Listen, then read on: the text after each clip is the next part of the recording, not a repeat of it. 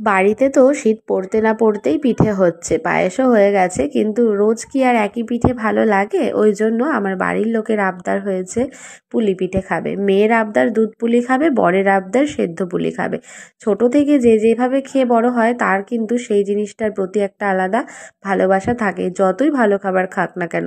আমি এসে নিত্য নতুনভাবে অনেক রান্নাবান্নাও করে খাইয়েছি আমার বরকে, বা পিঠে পুলিও করেছি। আমার শ্বশুরবাড়ির এদিকে খুব একটা দেখি সবাই ভিন্ন ভিন্ন ধরনের করে না, আমি দেখিনি। বিশেষ করে আমার শাশুড়ি মাকেও তেমনভাবে দেখিনি যে ভিন্ন ভিন্নভাবে পিঠে বানাতে।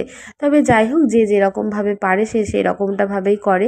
আর আমি পুলির যে করি, পুলির ডিজাইনগুলো একবার দেখেছো তোমরা? বলো তো কমেন্ট করে কেমন হয়েছে।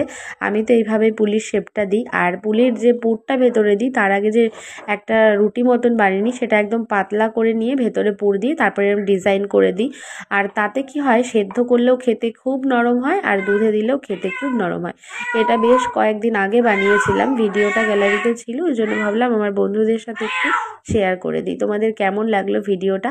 আর এই যে ছোট্ট একটা হাঁড়ি কিনেছি, এত পুচকে হাঁড়ি আমার ছিল না, খুব শখ ছিল কেনার, ওই জন্য নিয়েছি। একটু দুধ গরম করার বা একটু ভাত করলে সেটাতে হয়ে যাবে।